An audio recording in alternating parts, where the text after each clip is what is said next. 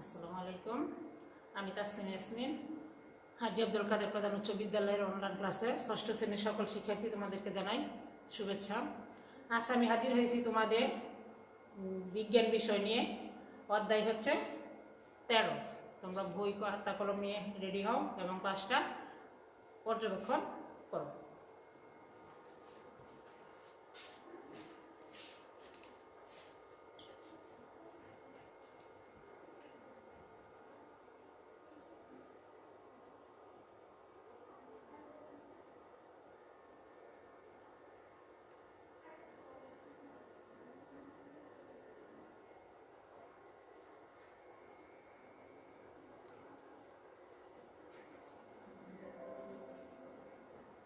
আজকের ক্লাসে তোমাদের সবাইকে আবার স্বাগতম।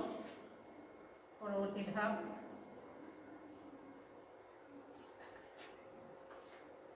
পরিচিতি। পরিচিতিতে প্রথম দেয় হয়েছে তাসমিন ইয়াসমিন, সহকারী শিক্ষক, হাজি আব্দুল কাদের প্রধান উচ্চ বিদ্যালয়, শ্রীপুর, গাজীপুর।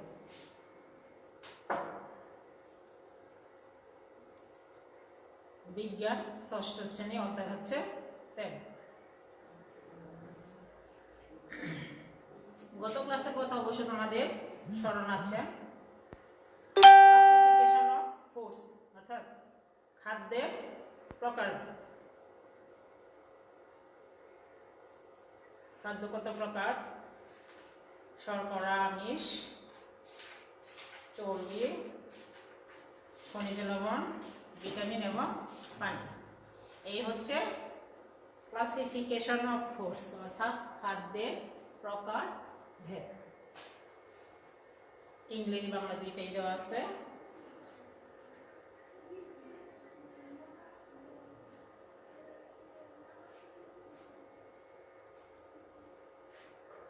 আজকের আলোচ্য বিষয় হচ্ছে শর্করা, আমিষ এবং স্নেহ জাতীয় খাদ্য। কয়টি খাদ্যের কথা বলা হয়েছে এখানে?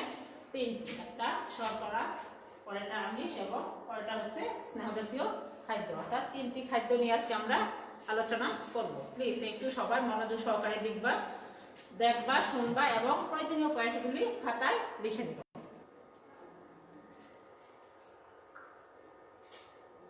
পাঠ হচ্ছে 2, শিখন ফল। এই পাঠ শেষে শিক্ষার্থী তোমরা শর্করা জাতীয় খাদ্য কি, উহার কাজ ব্যাখ্যা করতে পারবে, কোন কোন খাদ্যকে আমিষ বলে এবং আমরা কেন আমিষ খাই তা বলতে পারবে, চর্বি জাতীয় খাদ্যের গুণাগুণ বর্ণনা করতে পারবে, ক্যালোরি কি, আমরা উহা কিভাবে লাভ করি বলতে পারবে। শিখন ফলটা তোমরা আবারও দেখো, একটু 1 মিনিট সময় দিলাম, দেখো কি কি আমরা আজকে শিখতে পারবো।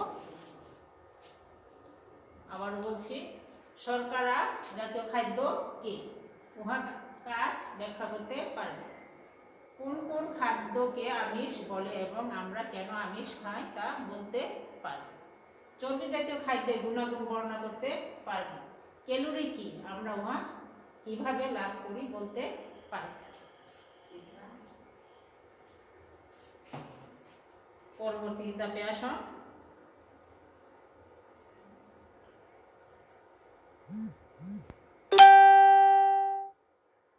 এখানে কিছু খাদ্যের ছবি দেওয়া আছে।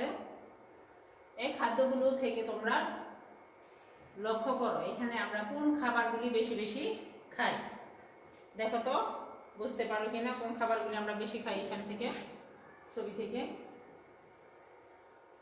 রুটি দেওয়া আছে, কেক দেওয়া আছে, ভাত, তৈল, দুধ, দই, শাক, সবজি, আলু, ফল। সবজি নাই অবশ্য, ফল দেওয়া আছে।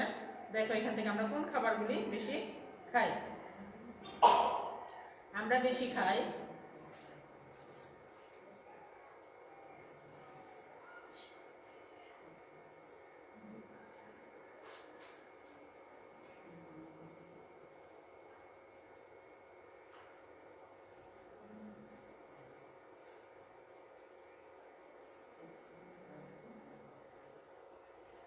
আমরা নিত্যদিনই কি করি, শর্করা জাতীয় খাবার খাই। আর শর্করা জাতীয় খাবারের মধ্যে হচ্ছে ভাত, আটা, ময়দা, ভুট্টা, গুড়, চিনি এবং আলু।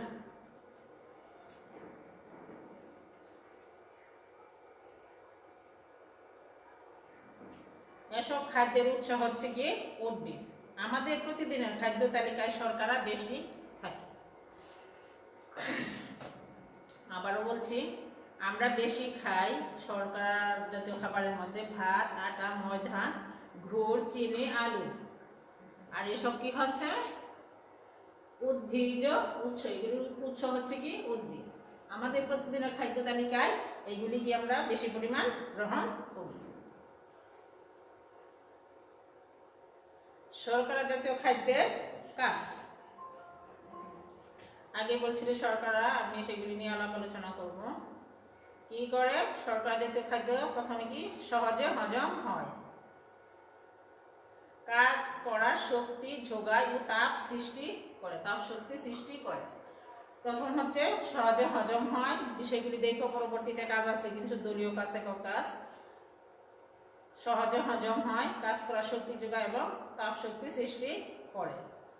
শর্করায় বিদ্যমান সেলুলোজ, শর্করায় কি থাকে? সেলুলোজ থাকে। আর এই সেলুলোজ কি করে? আমাদের কোষ্ঠকাঠিন্য দূর করে। আবারও বলছি, সহজে হজম হয়, কাজ করার শক্তি ও তাপ শক্তি সৃষ্টি করে। শর্করার বিদ্যমান সেলুলোজ কোষ্ঠকাঠিন্য দূর করে। জোড়াই গাছ,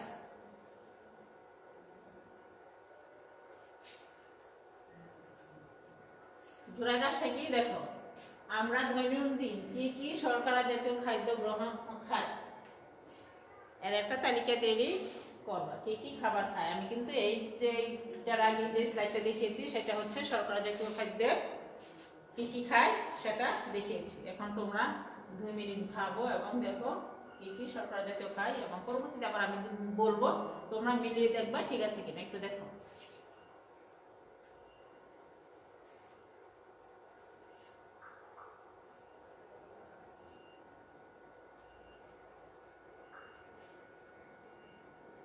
দেখো তো মিলছে কিনা।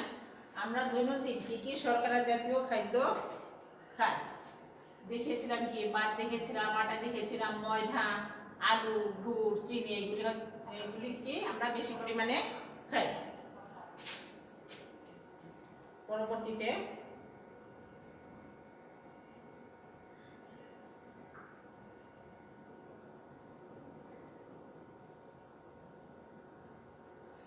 দুজনের ছবি দেওয়া আছে, স্বামী এবং স্ত্রী। স্বামীর পছন্দের খাবার একটা, স্ত্রীর পছন্দের খাবার। স্ত্রীর পছন্দের খাবারগুলি দেখো তো, খাবার তালিকায় কি আছে? মাছ এবং ডিম। আর স্বামীর পছন্দ হচ্ছে কি মাংস এবং দুধ বা দই, দুগ্ধ জাতীয় খাবার আর কি। একজন স্ত্রীর পছন্দ হচ্ছে মাছ এবং ডিম, স্বামীর পছন্দ হচ্ছে মাংস এবং দুধ।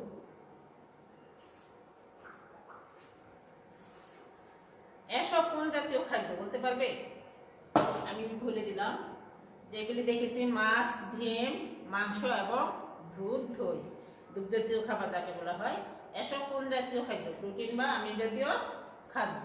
এসব খাদ্যকে বলা হয় প্রোটিন বা আমিষ জাতীয় খাদ্য। এছাড়াও আরো কি কি খাদ্য আছে দেখো, কি কি খাদ্য আছে এছাড়া। আমিষ জাতীয় খাদ্য আবার 2 প্রকার, উদ্ভিজ্জ আমিষ এবং প্রাণীজ আমিষ। এখন তোমরা মনে মনে একটু ভাবো দেখি, আমি কিন্তু প্রথমেই দেখেছিলাম উদ্ভিজ্জ আমিষ এবং প্রাণীজ আমিষ। এখন মনে করো দেখো তো পারো কিনা। আমিষ জাতীয় খাদ্য 2 প্রকার, উদ্ভিজ্জ প্রাণীজ, কি কি আছে এতে? 1 মিনিট ভাবো।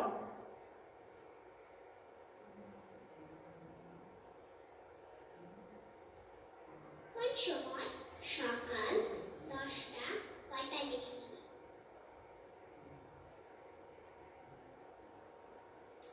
ছবিগুলো দেখো, বোঝা যায় কিনা।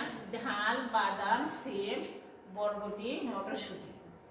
লেখাও আছে ঢাল, বাদাম, সিম, বরবটি এবং মটরশুঁটি। এগুলি কি? এগুলি হচ্ছে উদ্ভিজ্জ আমিষ।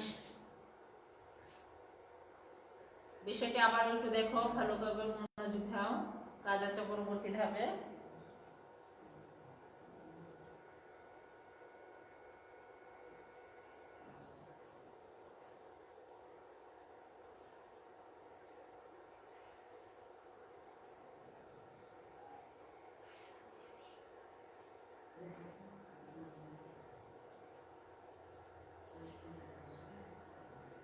প্রাণীজ আমিষের মধ্যে আছে মাছ, দুধ, দুগ্ধ জাতীয় খাদ্য, মাংস, ডিম এবং দধি। আবার দেখো প্রাণীজ অম্লগুলি কি কি লিখতে পারো তোমরা পয়েন্টগুলি। মাছ, দুধ, দুগ্ধ জাতীয় খাদ্য, মাংস, ডিম এবং দধি।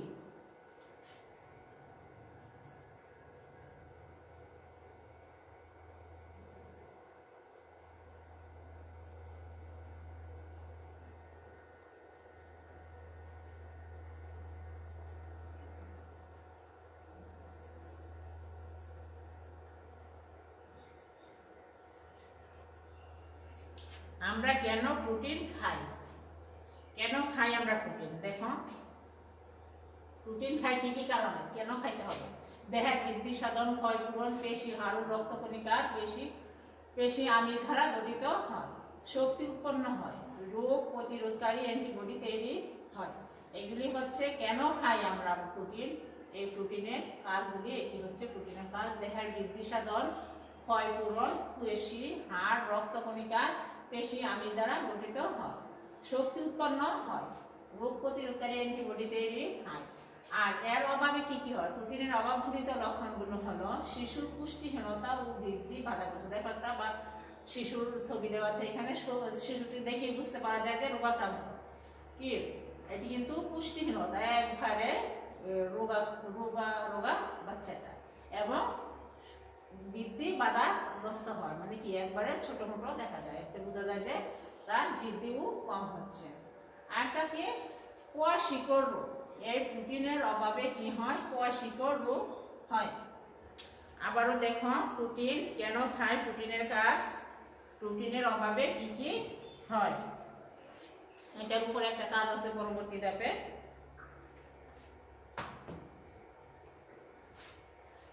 তো এখন আমরা পরবর্তী ধাপে যাই, খেয়াল করো ভালোভাবে।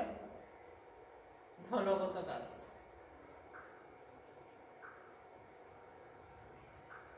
আমিষ জাতীয় খাদ্যের অভাবে কি কি হয়?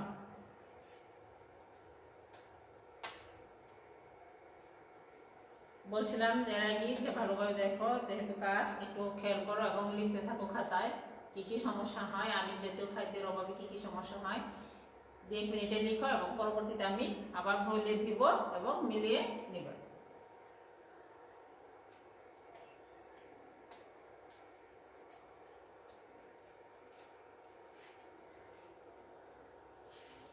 দলগত কাজ হিসেবে দেওয়া আছে, কিন্তু এখন তো তোমরা আর ভাষায় দলগত ভাবে করতে পারবে না, একক কাজ হিসেবে করে নিবে। আমিষ জাতীয় খাদ্যের অভাবে কি কি সমস্যা হয়? তো আমি আবার বলছি, একটু মিলিয়ে নাও। আমিষ জাতীয় খাদ্যের অভাবে কি হয়? কোয়াশিকড় রোগ হয়, শিশুর বাধাগ্রস্ত হয় এবং পুষ্টিহীনতায় ভোগে। দেখো তো মিলছে কিনা। পরবর্তী ধাপে যাও।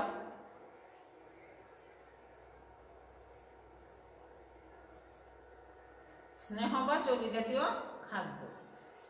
স্নেহ বা চর্বি জাতীয় খাদ্যের মধ্যে কি কি আছে দেখি আমরা, এবং কাকে বলে?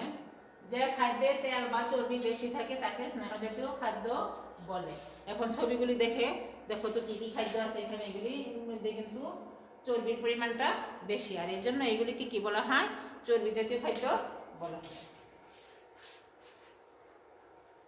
মাংস, ঘি, মাখন ইত্যাদি খাবারগুলি কি কি? চর্বি জাতীয় খাদ্য। আবারও বলছি, মাছ, মাংস, ঘি, মাখন ইত্যাদি।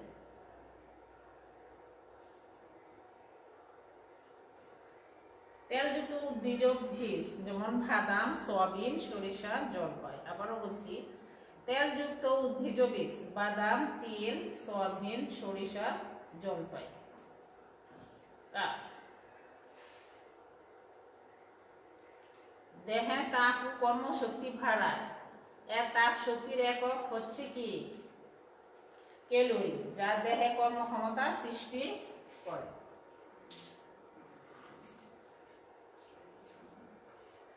প্রোটিন ক্ষয় রোধ করে, দেহে এ, ডি, ইউ কে যোগান দেয়। তবে অতিরিক্ত চর্বি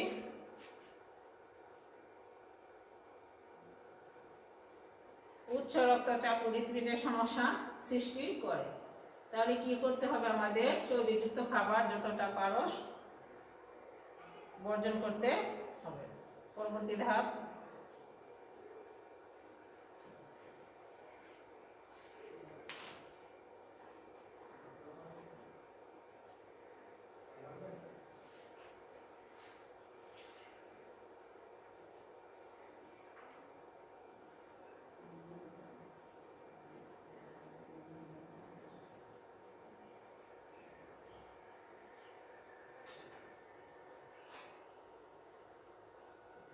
ক্যালোরিটা কি? প্রথম দেখো তো একটু ক্যালোরিটা কি। 1 গ্রাম পানির তাপমাত্রা 10 ডিগ্রি সেলসিয়াস বাড়াতে যে প্রয়োজনীয় তাপ তাই হচ্ছে ক্যালোরি। 1000 ক্যালোরি সমান সমান 1000 ক্যালোরি সমান সমান হচ্ছে 1 কিলো ক্যালোরি। শর্করা ও প্রোটিন স্নেহ জাতীয় খাদ্য থেকে দেহে কি করে তাপ শক্তি উৎপন্ন হয়। পরিপাক, বিপাক, শ্বাসকার্য, রক্ত সঞ্চালন। তাপ দেহের ভিতরে খাদ্যের পরিপাক, বিপাক, শ্বাসকার্য ও রক্ত সঞ্চালনে সাহায্য করে। খাদ্য শক্তি সঞ্চিত থাকে এবং খাবার থেকে আমরা কি পাই? শক্তি পাই। এটা কিন্তু যখন খাদ্যের সংজ্ঞা দেওয়া হয়েছিল এবং তখন কাজটাও বলা হয়েছিল।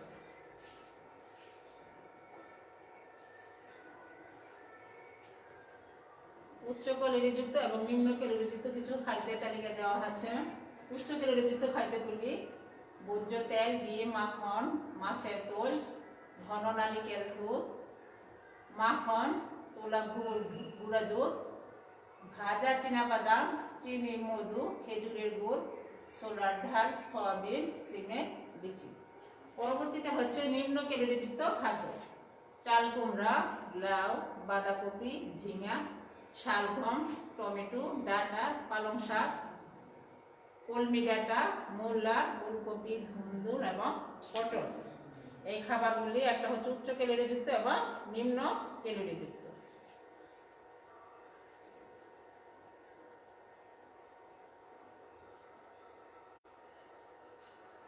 এখন মূল্যায়নে আসছে। সঠিক উত্তর কোনটি? একটু দেখো তোমরা। ভুট্টা কোন জাতীয় খাদ্য? শর্করা, আমিষ, স্নেহ না খনিজ লবণ? 2 নম্বর হচ্ছে কোনটি আমিষ জাতীয় খাদ্য? 3 স্নেহ জাতীয় খাদ্যের প্রধান কাজ কি? দেখো তো উত্তরগুলি তোমরা পারো কিনা। এখন দেখো মিলছে কিনা। ভুট্টা কোন জাতীয় খাদ্য? কোনটি আমিষ জাতীয় খাদ্য? স্নেহ জাতীয় খাদ্যের প্রধান কাজ কি?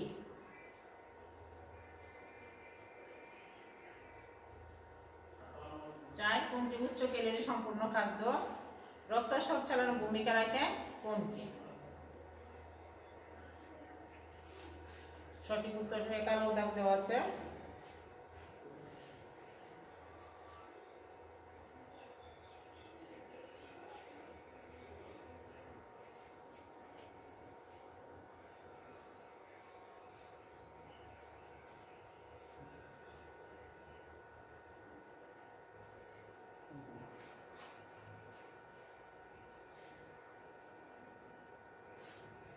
বাড়ির কাজ চিত্র আছে ক, খ এবং গ।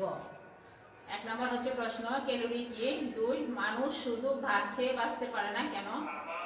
3 চিত্রে ক চিহ্নিত খাদ্যটির দেহে কার্যকারিতা ব্যাখ্যা করো। 4 চিত্রে কোন উপাদানটি দেহের কর্মক্ষমতার জন্য তাপ শক্তির যোগায়? মতামত দাও। প্রশ্নগুলি একটু উঠিয়ে নাও।